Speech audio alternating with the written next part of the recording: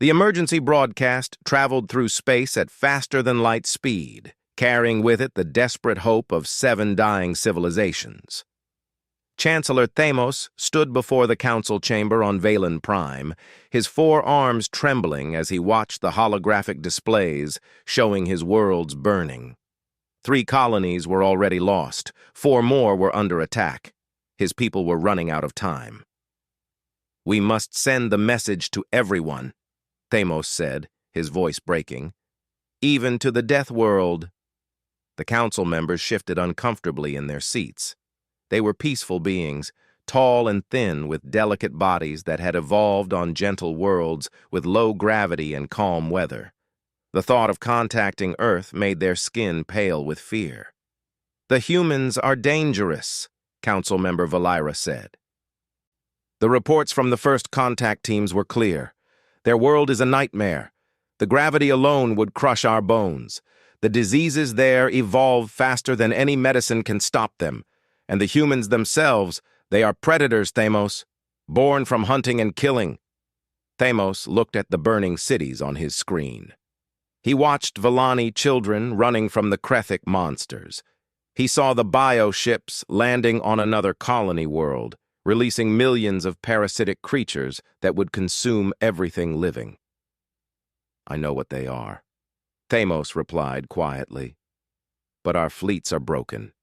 Our weapons do nothing against the swarm. Our allies have abandoned us or fallen themselves. The humans are our last hope, no matter how frightening they might be." The vote was close, but desperation won.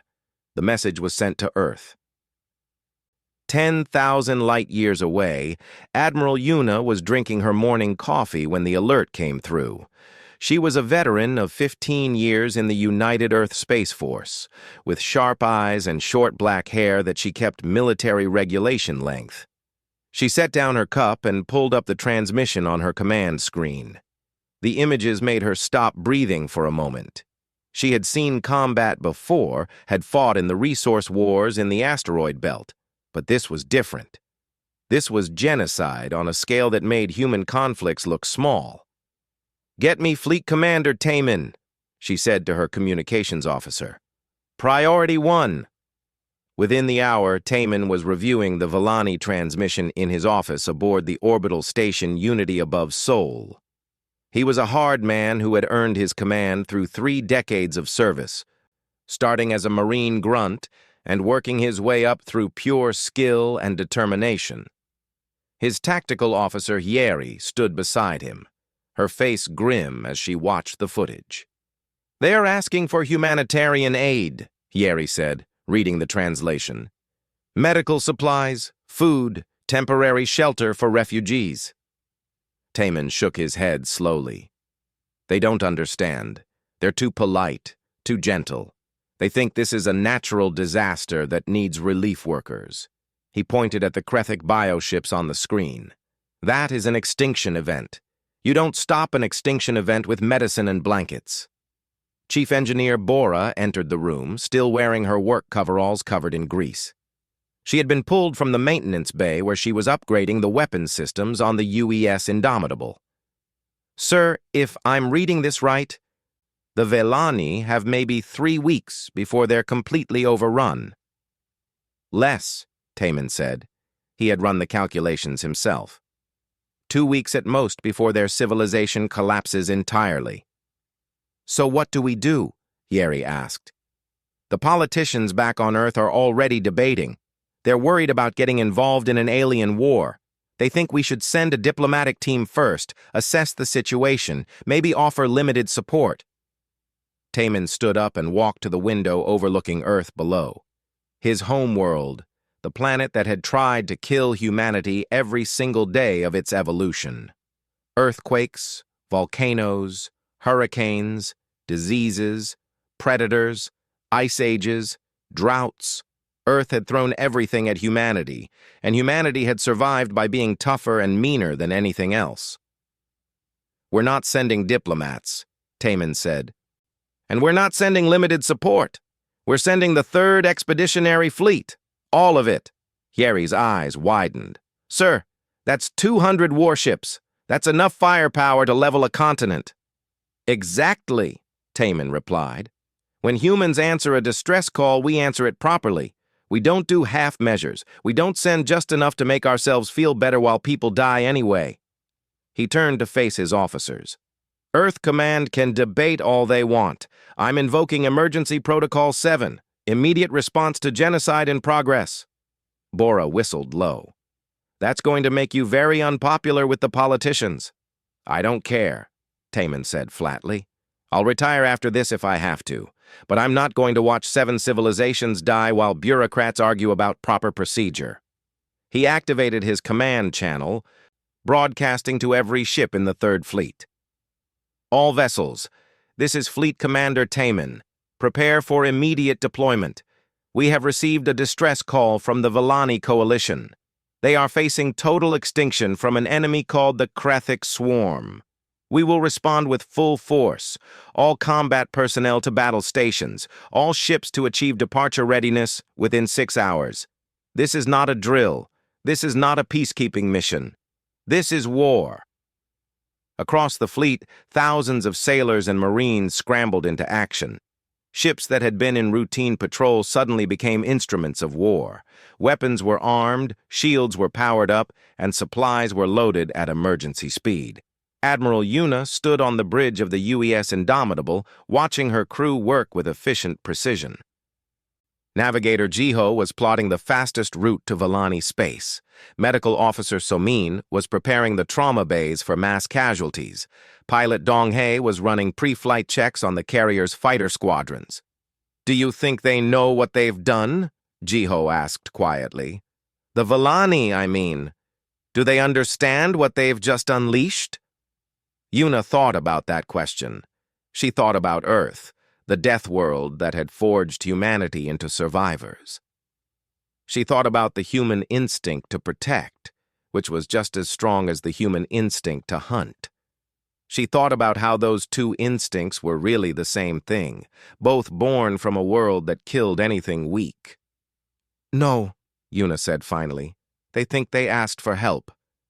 They don't realize they've just called down a species that only knows one way to solve problems: overwhelming force and absolute commitment. They wanted aid. We're bringing them annihilation, just pointed at their enemies instead of them. The fleet began to move, 200 warships forming into perfect assault formation. Earth had received the Villani's desperate plea for help. The Deathworlders had answered with a war fleet. Chancellor Themos waited anxiously in the orbital command center above Valen Prime. It had been 6 days since they sent the message to Earth, and he was starting to lose hope. Maybe the humans had decided not to come. Maybe they were too afraid of the Krathic. Maybe they simply didn't care about alien problems. Chancellor, his aide said suddenly, we're detecting something. A warp gate is opening at the edge of the system. Themos felt a flutter of hope. Perhaps the humans had sent a medical ship, or maybe a cargo vessel with supplies. Every bit of help would matter now. The sensors began screaming. What is happening? Themos demanded. The aide's face had gone completely white. Ships, Chancellor. Dozens of them. No, hundreds. They're still coming through. The holographic display lit up with red markers. 1 ship, 10 ships, 50 ships. The numbers kept climbing. Each marker represented a vessel larger than anything in the Villani fleet. Themos stared in disbelief as the count passed 100, then 150, then 200. Finally, the warp gate closed. 200 human warships sat in perfect formation at the edge of Villani space. This must be an error, Themos whispered. Run the sensor scan again. The aide did. The numbers didn't change. No error, Chancellor. 200 ships confirmed. The largest ones are... He paused, checking his readings again. Chancellor, the largest ones are 15 kilometers long. That's bigger than our capital city. Open a communication channel, Themos ordered, his voice shaking. Let me speak to whoever commands this fleet. The view screen activated, showing a human male with graying hair and hard eyes. He wore a dark uniform with rank insignia that the Villani database identified as a fleet commander. This was Taman. "Chancellor Thamos," Taman said, speaking through a translation device. "We received your distress call. The 3rd Expeditionary Fleet of the United Earth Space Force has arrived to render assistance." Thamos struggled to find words. "Commander Taman, we are grateful for your response, but there seems to be a misunderstanding. We requested humanitarian aid, medical supplies, perhaps some food and shelter materials for our refugees. We did not ask for a military intervention." Taman's expression didn't change. "Chancellor, you sent us images of your worlds burning and your people being slaughtered. You stated that your civilization faces extinction. In human military doctrine, that is not a request for humanitarian aid. That is a request for immediate combat intervention." "But 200 warships," Thamos protested weakly.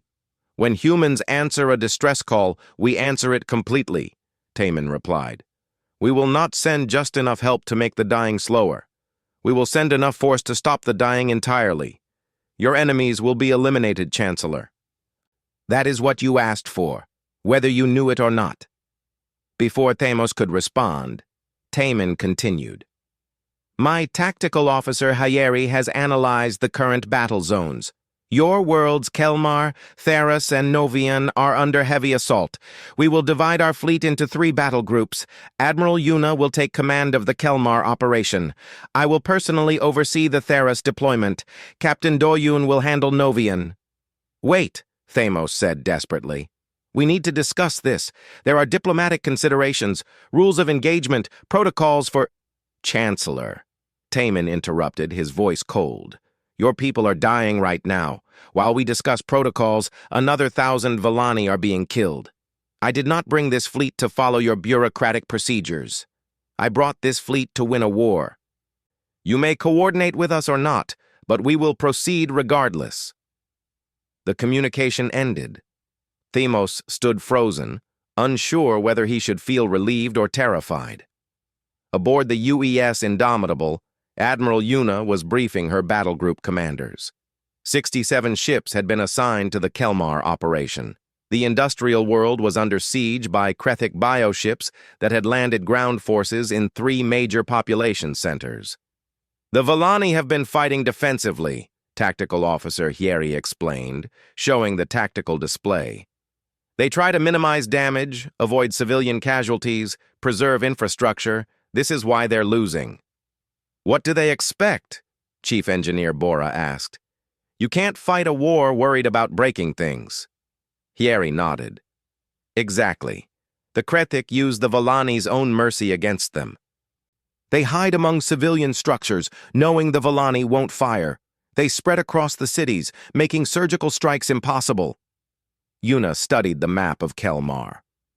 "Then we won't fight surgically. Navigator Jiho, plot bombardment positions in high orbit over all 3 cities. Medical Officer Somin, prepare emergency evacuation protocols for Villani civilians. Pilot Donghae, get your fighter wings ready for atmospheric superiority missions." "What's the plan?" Bora asked. "We're going to give the Villani civilians exactly 2 hours to evacuate the combat zones," Yuna said calmly. "We'll provide transport ships and emergency shelters.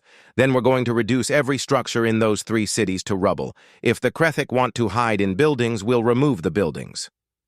The room went silent. This was the human way of war. Brutal, efficient, absolute. "The Villani won't like this," Hyeri said quietly. "The Villani can rebuild cities," Yuna replied. "They cannot bring back the dead. We're here to save their civilization, not their architecture." The human fleet moved into action with terrifying speed. Ships that the Villani thought were cargo vessels turned out to be troop carriers, each holding thousands of armored marines. Ships they thought were civilian transports were actually mobile weapons platforms. Everything was designed for war. Captain Doyen stood in the drop bay of his assault ship, surrounded by 500 Marines in powered combat armor. Each suit was a masterpiece of human engineering, capable of operating in vacuum, underwater, extreme heat, toxic atmospheres, or crushing gravity. The Marines themselves were volunteers, men and women who had chosen to be the tip of humanity's spear. "Listen up," Doyon addressed his troops. "The Villani are fragile. They break easily. They've been fighting this war with one hand tied behind their backs because they're afraid of collateral damage. We don't have that problem." Lieutenant Minha, one of his squad leaders, grinned behind her helmet visor. "So we get to do this the human way?" "Exactly the human way," Doyon confirmed. "Fast, hard, and without mercy. The Krethik are a hive mind. They don't negotiate. They don't surrender. They consume and move on. So we're going to exterminate every single Krethik organism on Novian. Not push them back, not contain them. Exterminate them." The Marines roared their approval. On Valen Prime, Chancellor Thamos watched the human fleet deploy with growing horror and awe. The humans moved like predators, each ship perfectly coordinated with the others. There was no hesitation, no debate, no committee meetings, just cold, efficient violence. "They're not here to help us," one of the council members said, her voice hollow. "They're here to do what we couldn't. They're here to survive," Thamos corrected quietly. "That's all they know how to do. Their world taught them that survival means fighting with everything you have. Consequences be damned. We asked for help from predators, and predators came." The first human bombardment began over Kelmar. Villani civilians who had been evacuated to safety watched from orbit as railguns and missiles turned their cities into firestorms. They expected to feel horror. Instead, they felt relief. For the first time in months, the Krethik were the ones dying. The Deathworlders had arrived, and they had brought the fury of a species that refused to go extinct. The first human Marines hit the ground on Kelmar exactly 4 hours after the fleet arrived in the system. Captain Doyon led the initial assault wave, his powered armor absorbing impacts that would have killed a Villani instantly. The Krethik swarm rushed toward the landing zone, expecting the same fragile resistance they had faced from the local defenders. They met something entirely different. Corporal Hana opened fire with her heavy plasma rifle, each shot cutting through multiple Krethik organisms.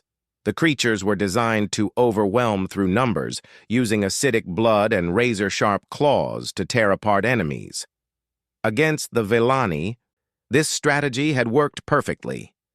Against humans in military-grade armor, it failed completely. "They're adapting," Lieutenant Minha reported over the squad channel. "The smaller ones are trying to get under our armor seals." "Then we adapt faster," Doyon replied. He switched his weapon to incendiary rounds and set fire to an entire section of Krethik drones. "Use flame and acid, make them regret evolving those tactics." The Marines moved through the ruined city like a machine designed for killing. Every member knew their role. Every weapon had a purpose. The Villani military observers watching from orbit couldn't believe what they were seeing. "They're fighting in conditions that would kill our soldiers instantly," one observer reported to Chancellor Thamos. "The Western District is on fire, temperatures over 300 degrees. The eastern sector is flooded with toxic chemicals from the industrial plants. The southern zone has no oxygen at all, just poison gas from Krethik bioweapons, and the humans are fighting in all of them simultaneously." Thamos watched the tactical display in silence. The human Marines weren't just surviving in these nightmare conditions.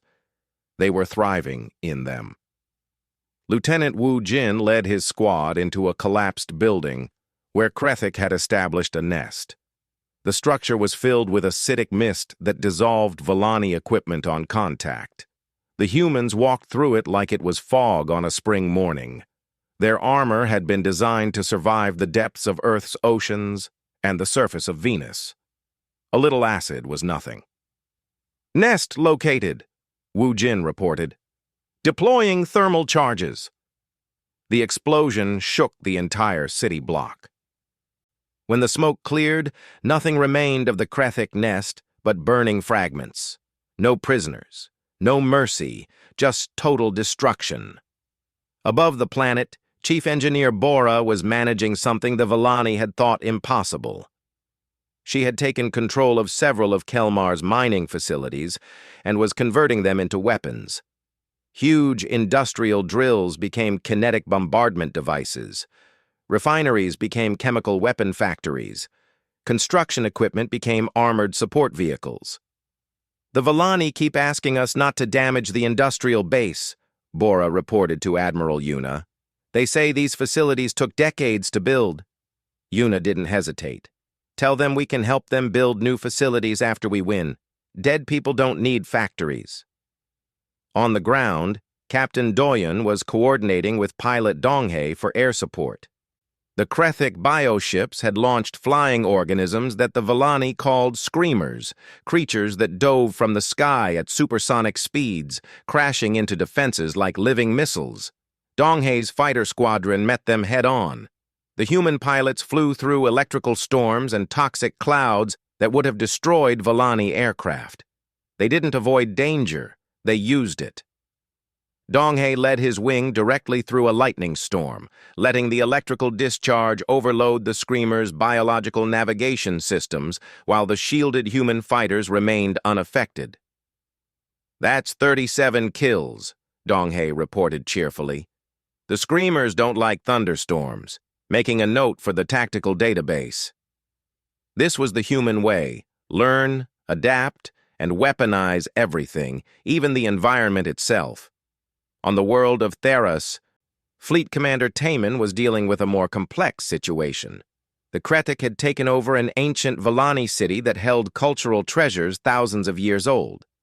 The local Villani commanders were begging the humans not to destroy it. Taman met with the Villani military leader, General Keros, via holographic communication. Keros was an older Villani who had fought in border skirmishes before the Krethic invasion. He had more military experience than most of his species, but that still meant very little by human standards. "Commander Taman, the city of Theranos is irreplaceable," Keros pleaded. "Our greatest artworks are there, our most sacred temples, our historical archives. Surely there must be a way to liberate it without destruction." Taman pulled up a casualty report. "General, while we've been having this conversation, approximately 200 Villani civilians have died in the refugee camps outside Theranos. The Krethic are using your cultural sites as fortresses because they know you won't attack them. Every hour we delay, more of your people die. But our history can be remembered by the living," Taman interrupted. "General, I'm going to ask you a question, and I want you to think carefully before you answer. What matters more, ancient buildings or the children who would have grown up to appreciate them?" Keros was silent for a long moment. Finally he spoke, his voice heavy with grief. "Do what you must, Commander." Taman gave the order. Tactical Officer Hieri coordinated the bombardment with precision. The ancient city of Theranos, which had stood for 5,000 years, was reduced to ruins in 17 minutes. With it died every Krethic organism that had sheltered there. The Villani mourned their lost heritage. The humans moved on to the next target. There would be time for grief after victory. On Novian, something unexpected happened. Lieutenant Minha's squad was clearing a Krethic hive when they found Villani survivors, a group of civilians who had been trapped in a reinforced bunker for 3 weeks. They were starving, dehydrated, and terrified. Minha immediately called for Medical Officer Somin. While waiting for evacuation, she and her Marines shared their rations with the Villani refugees. The aliens stared at the human soldiers in shock. These were the fearsome Deathworlders, the predators from a nightmare world, and they were being gentle. "Why do you fight so hard for us?" one young Villani asked. "We are not your people." Minha thought about that question while she helped bandage a child's wounded arm. "On Earth," she said slowly, "every species that didn't fight with everything they had went extinct. We learned that survival is precious. When we see others fighting for their survival, we understand it deep in our bones. We fight for you, Because not fighting would mean letting you die, and that's something we can't do. The Villani child looked up at the armored marine with new understanding. You're not monsters. You're just trying not to die. Exactly, Minha said softly. We're survivors, and now we're helping you survive too. By the end of the second week, the three battle groups had achieved what the Villani military couldn't accomplish in 3 months. The Krethic forces on all 3 worlds were in full retreat. The human strategy was working, not through clever tactics or superior technology alone, but through sheer relentless aggression. The Krethic swarm had evolved to fight species that valued mercy and preservation. They had no defense against a species that valued victory and survival above everything else. Admiral Yuna received a transmission from Fleet Commander Taman. Status report? Kelmar is secure, Yuna replied. We've eliminated 97% of Krethic forces. The remaining 3% are scattered and being hunted down. Engineer Bora estimates we can restore basic infrastructure within 6 months. Good. Theros is cleared as well. General Karos is coordinating with our Marines on reconstruction.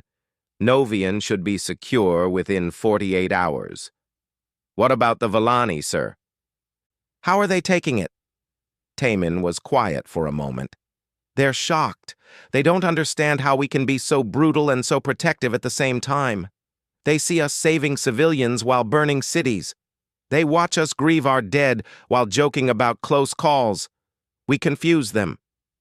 We confuse ourselves sometimes, Yuna said with a slight smile. That's what makes us human. The war was turning in the Villani coalition's favor, but it was coming at a price that shocked the gentle aliens. Medical Officer Somin had been operating continuously for 36 hours straight, treating wounded Marines in the medical bay of the UES Indomitable. Her hands were steady despite her exhaustion as she repaired damaged organs and sealed wounds that would have been instantly fatal to any Villani. Corporal Hana is stable, Somin reported to Admiral Yuna. She took a Krethic acid spray directly to her chest, burns through 3 layers of armor and melted her ribcage. She'll be back in combat in 2 weeks. Yuna nodded. This was normal for humans. The Villani medical observers watching through the viewing window looked like they might faint. To them, Hana's injuries were unsurvivable. To humans, they were serious but manageable. How many have we lost? Yuna asked quietly. Somin's expression darkened.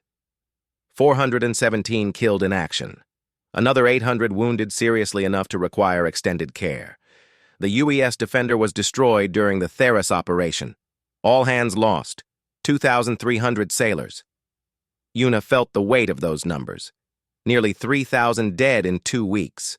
For the Villani, such casualties would be catastrophic, a disaster that would cause them to immediately seek peace negotiations. For humanity, it was painful, but acceptable.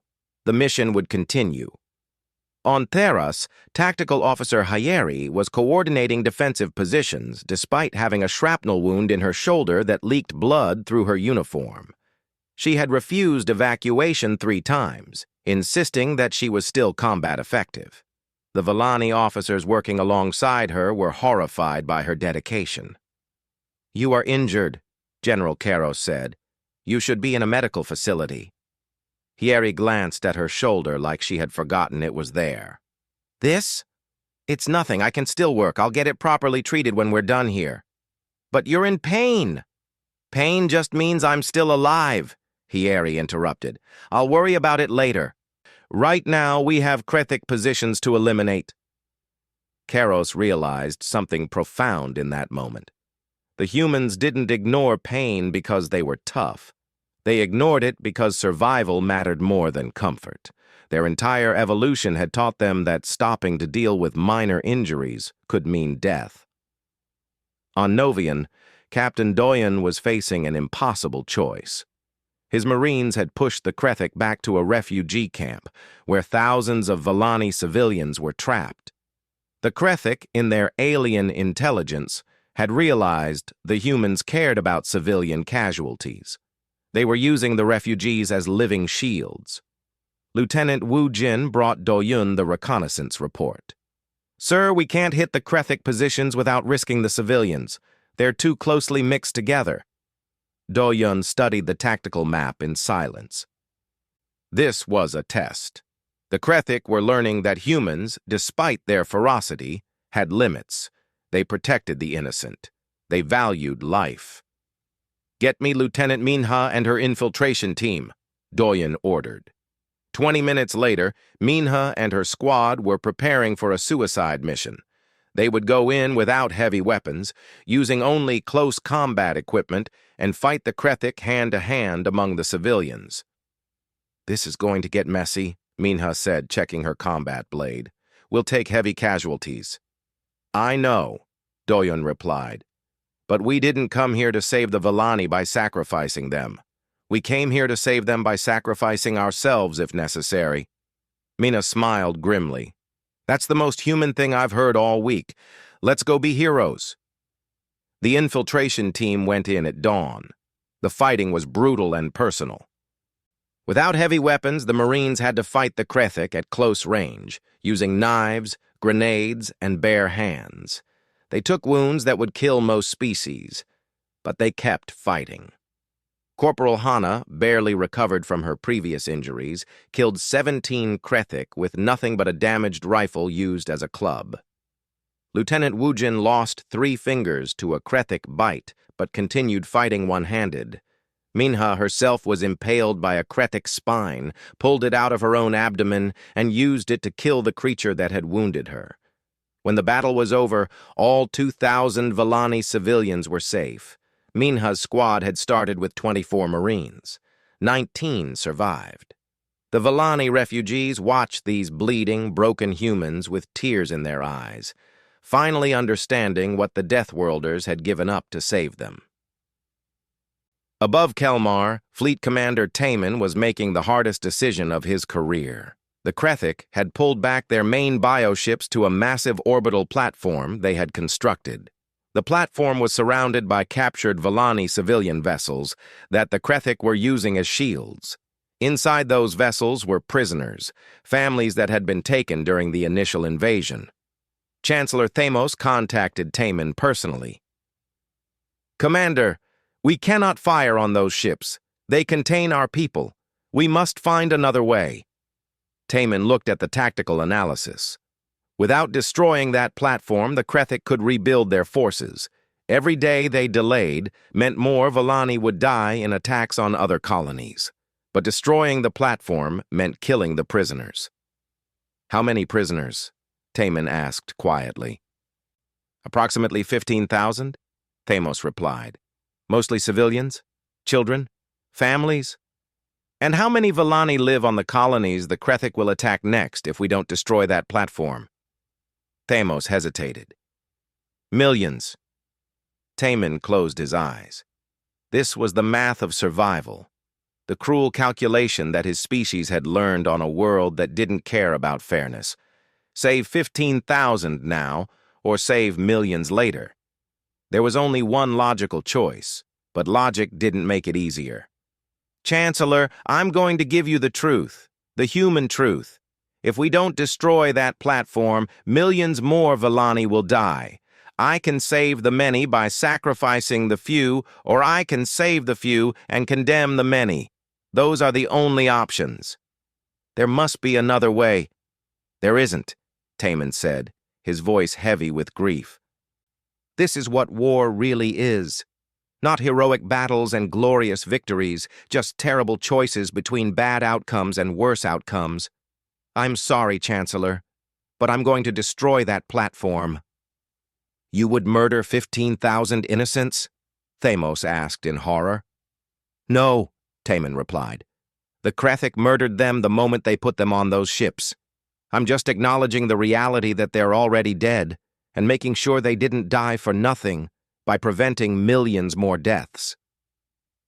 The human fleet opened fire. The orbital platform was destroyed in a massive explosion. 15,000 Villani prisoners died instantly. Admiral Yuna personally wrote letters to every family, knowing it wouldn't help but doing it anyway. because someone had to acknowledge the sacrifice. The Volani were horrified by the decision. But in the aftermath, as the Krethic forces collapsed without their command platform, even Themos had to admit that Taman had been right. The price was terrible, but the alternative would have been worse. Engineer Bora found Taman alone in his quarters that night, staring at the casualty reports. She sat down beside him without speaking. "I killed them," Taman said quietly. 15,000 people who asked us for help, and I killed them. "You saved millions," Bora replied. "Does that make it right?" "No," Bora admitted, "but it makes it necessary. That's what being human means sometimes. Making the terrible choice because all the other choices are even worse." Taman nodded slowly. This was the cost of survival, not just the physical wounds, but the moral ones. The weight of decisions that would haunt him for the rest of his life. Across the fleet, similar conversations were happening. Humans processing trauma, helping each other carry the weight of what they had done. This, too, was part of their nature. The ability to endure psychological pain, just as they endured physical pain. The Volani watched and learned that the Deathworlders weren't fearless. They were afraid, hurt, and morally wounded by their own actions. But they kept fighting anyway, because stopping meant letting others die. That was the real difference between humans and Volani. Both species felt pain. Only one had learned to keep moving despite it. 3 months after the human fleet arrived in Volani space, the last Krethic bioship was destroyed in orbit above Velan Prime. Admiral Yuna watched from the bridge of the UES Indomitable as the alien vessel broke apart under sustained railgun fire, its organic hull burning in the upper atmosphere like a falling star. "Confirm kill," Tactical Officer Hayeri reported, her voice tired but satisfied. "No Krethic signatures remaining in the system." Yuna nodded slowly. It was over. The war that the Volani thought would end their civilization had been won by human force and human sacrifice. She pulled up the final casualty report and felt her chest tighten. 46 ships lost. 29,817 personnel killed in action. Another 60,000 wounded. 23% of the 3rd Expeditionary Fleet was gone. The UES Defender, the UES Dauntless, the UES Soul's Pride, and 43 other vessels would never return home. For the Volani, these numbers were incomprehensible. For humans, they were acceptable losses. The mission was accomplished. The Volani civilization had been saved. Chancellor Themos requested a meeting with Fleet Commander Taman on the surface of Velan Prime. The human commander agreed and took a shuttle down to the capital city with a small security detail. Captain Doyen and Lieutenant Minha accompanied him, both still carrying visible wounds from the final battles. The Volani had prepared a grand ceremony in the central plaza. Thousands of civilians gathered to see the human warriors who had saved them. But the celebration felt strange, muted. The Volani were grateful, but also deeply unsettled by what they had witnessed. Themos stood on the platform with his council, facing Taman. "Commander, the Volani coalition owes you a debt we can never repay. You came when we called. You fought when we couldn't. You won when we had given up hope." "We did what was necessary," Taman replied simply.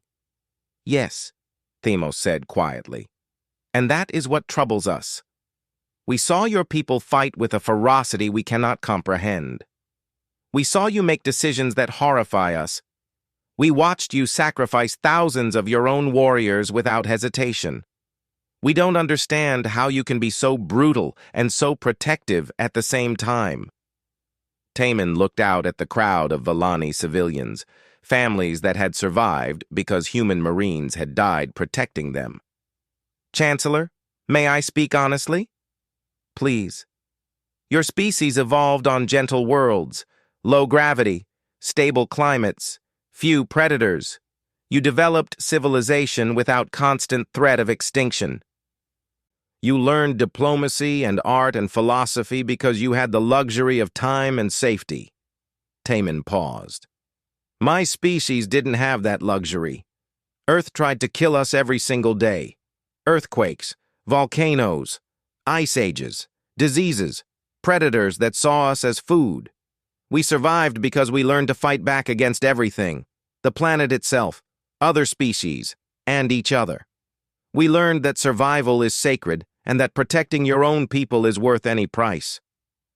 But the violence, Themos started.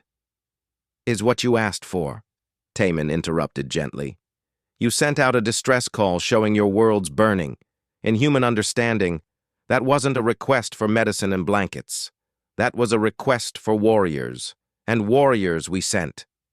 A young Villani stepped forward from the crowd. Taman recognized her, one of the refugees that Lieutenant Minha's squad had saved on Novian. She was holding something carefully in her forearms. Commander Taman, she said, her voice nervous. The humans who saved my family, they shared their food with us, even though they were hungry. They gave us their medical supplies even though they were wounded. One of them, Lieutenant Minha, told me that you fight so hard because you understand what it means to survive. I wanted to thank you for teaching us that lesson. She held out a traditional Villani gratitude crystal, a precious object given only to those who had saved a life. Taman accepted it carefully, his weathered face showing rare emotion. Your gratitude is appreciated, he said, but remember that the real teachers were the warriors who didn't make it home. Every human who died here knew the risks. They chose to fight anyway because letting your people die was unacceptable to them. The plaza fell silent. The Villani were beginning to understand. These humans weren't mindless killers. They were survivors who had learned that sometimes love and violence were two sides of the same coin, both born from the desperate need to protect what mattered. At the orbital docks, Engineer Bora was supervising repairs to the UES Indomitable. The carrier had taken heavy damage during the final battle, and it would be months before she was fully operational again. A group of Villani engineers approached hesitantly. Officer Bora, their leader said, we wanted to thank you for showing us your techniques. The way you converted our mining equipment into weapons, it was brilliant, terrifying, but brilliant. Bora smiled tiredly. You're welcome, but I hope you never have to use those techniques again. Converting peaceful tools into weapons of war should be a last resort, not a first choice. Will you teach us anyway? The Villani engineer asked. In case the Krethic return, or in case we face another threat we cannot handle with diplomacy? Bora considered that request. Teaching the Villani to fight like humans could change their entire civilization. It would make them harder, more dangerous, less innocent, but it would also help them survive. Yes, she said finally, I'll teach you. But remember that every weapon you build, every violent solution you create, it changes you. Don't become so focused on surviving that you forget what you're surviving for. On the medical deck, Officer Soman was saying goodbye to the Villani medical staff she had worked with. They had learned much from each other, the Villani teaching the humans about gentle healing techniques, the humans teaching the Villani about combat medicine and triage. You saved so many lives, a Villani doctor said, but you seemed so sad while doing it. Soman nodded. Because every life I saved reminded me of the ones I couldn't save. That's the burden of being a healer on a death world. You learn to accept that you can't save everyone, but you never stop wishing you could. How do you bear it? By remembering that saving some is better than saving none, Soman replied. And by honoring the ones we lost by making sure their sacrifice meant something. Pilot Donghae was in a bar on Valen Prime, sharing drinks with Villani pilots who had fought alongside the human squadrons. He was telling stories about close calls during the battle, laughing about the time he had to fly through a toxic storm cloud while being chased by Krethic screamers. The Villani pilots listened in amazement. One finally asked, "How can you laugh about nearly dying?" Donghei's smile faded slightly. Because the alternative is crying about it, and that doesn't help anyone. We humans joke about danger because it helps us process the fear. If we stopped to really think about how close we came to dying every single day, we'd freeze up. So we laugh instead and keep flying. Back in orbit, Admiral Yuna met with Fleet Commander Taman aboard the flagship to discuss the journey home. Navigator Jiho had plotted the most efficient route back to Earth, and the fleet would be departing within the week. "How do you feel about it, sir?" Yuna asked. "About what we did here?" Taman stared out at the planet they had saved. Proud and ashamed in equal measure. Proud that we saved a civilization. Ashamed of what it cost, both our people and theirs. We came here as saviors and left as something the Villani will remember with both gratitude and fear. Is that such a bad thing? "I don't know," Taman admitted. "But I know that we didn't have a choice. We answered their call the only way we knew how, with overwhelming force and absolute commitment. Whether that makes us heroes or monsters probably depends on who's telling the story." The departure ceremony was held 3 days later. The entire Villani Coalition Council attended, along with representatives from all 7 species. Chancellor Themos presented Fleet Commander Taman with a formal alliance treaty and a permanent seat for humanity in the Coalition Senate. "We offer you this not just out of gratitude," Themos explained, "but out of understanding. You showed us what we lack, the will to fight for our survival with everything we have. You also showed us what we must never become, so focused on survival that we lose our compassion. We want you as allies so we can learn from both lessons." Taman accepted the treaty. "We'll honor this alliance, Chancellor. But understand what you're agreeing to. If you call on us again, we will come. And we will come the same way we came this time. With war fleets and warriors, not diplomats and relief supplies. That's who we are." "We understand," Themos said, "and that's exactly why we want you as allies. Because when the galaxy turns dangerous again, and it will, we want the Deathworlders on our side." The human fleet departed through the warp gate. 200 ships reduced to 154. The casualties would be remembered. The sacrifices would be honored. The fallen would not be forgotten. As the Villani watched the human ships disappear, a teacher in a school on Velen Prime answered a student's question about why the humans fought so fiercely for people they had just met. "Because on their world," the teacher explained, "every species that didn't fight with everything they had went extinct. The humans survived by being tougher, meaner, and more determined than anything else on their planet. They helped us because to do otherwise would betray everything their evolution taught them, that survival is sacred and protecting others is worth any sacrifice." The student thought about that. "So they're not monsters?" "No," the teacher said. "They're survivors. And now, thanks to them, so are we." The galaxy would never see humanity the same way again. Neither as curiosities from a dangerous world, nor as barbaric primitives to be avoided. They would be seen as warriors who protected the innocent with the same ferocity they used against their enemies. They would be known as the species that answered a call for aid with a war fleet. And in the future, when other civilizations faced extinction, they would remember the Villani Coalition's desperate plea and the human response. They would know that asking Earth for help meant accepting everything that came with it, the violence, the sacrifice, and the unwavering commitment to survival at any cost. The Deathworlders had made their mark on the galaxy, written in blood and sacrifice and unconditional protection of the innocent. And they would do it all again without hesitation, because that was simply who they were.